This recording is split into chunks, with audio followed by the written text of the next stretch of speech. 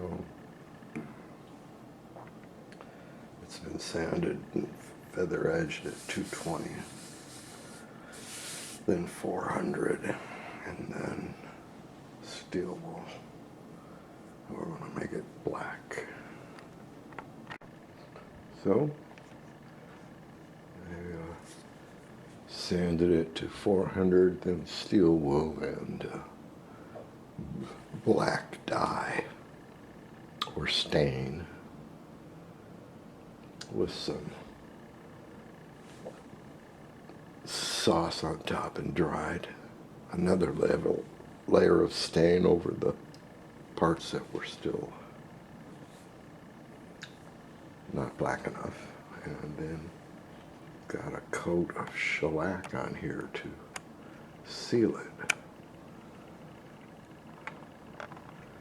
And this side's not bad, it's just the binding is messy. We have to go to this side, which is a mess. Well, it's black and shiny. We're going to go to the sides next.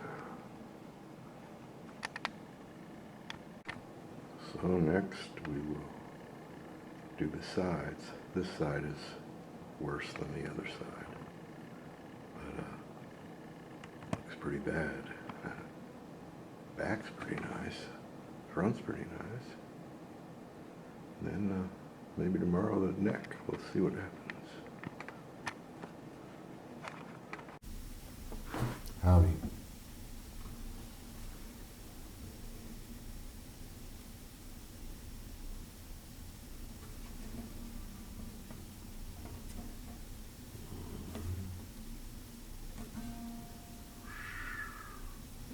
Always looks good in reflected light.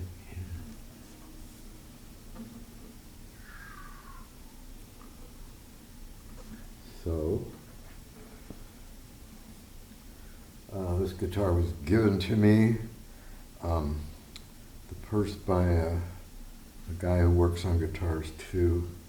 He had removed the back and re-braced it. It's got X bracing. Repaired some, there was a crack running down here.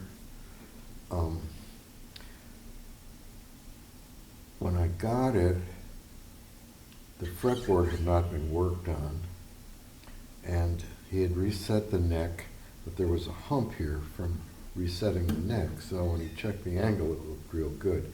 And when I leveled the frets, it came down. So this is, I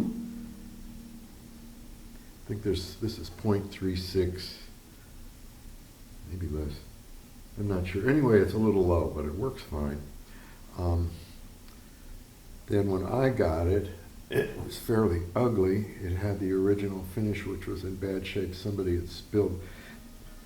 They put paint remover on the top and took the finish off the top, but it had spilled onto this side. So anyway, and the back had a crack. I recorded some of this in a video. This may be the end of that video and the beginning of the demo too.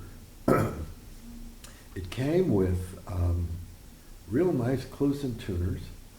These are the original Kluson tuners. So I've leveled the frets and made a new bone nut, put in a bone saddle.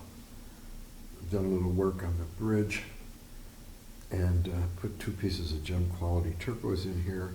I've added binding around the sound hole and put some strengthening inside. You'll never see it, but it has extra thickness from the sound hole here all the way through here. It's double thickness.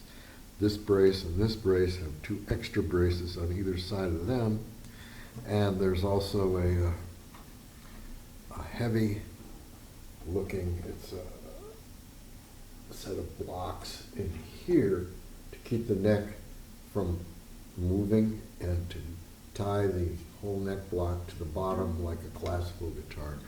This thing is very stable.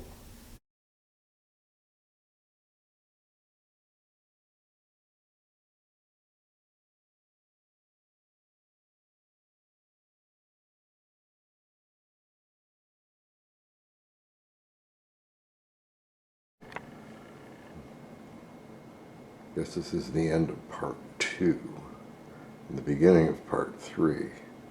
I had it done, but as you can see, I decided to remove the fretboard.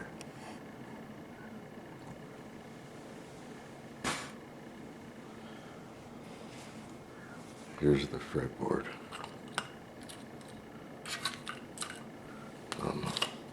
For some reason, I pulled the frets first. Probably a reason. So now I'm going to flatten that to plus or minus 1/1000 of an inch and put a new maple or rosewood fretboard on it. One of the other reasons, I mean, the fretboard was really not very good.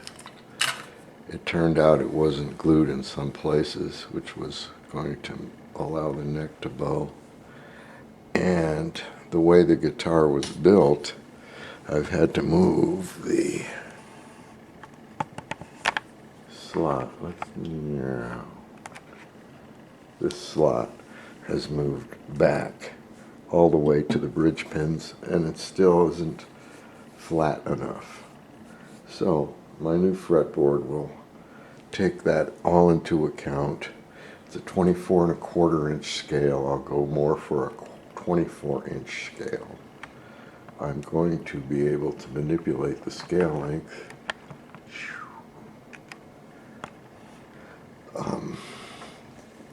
to customize it. If I can get down to 23 inches, I can make a Turs guitar, but I probably won't. So anyway, this is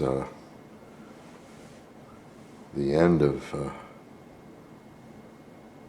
this video on the Special K. We've added the star back here. Got the tuners to work pretty good.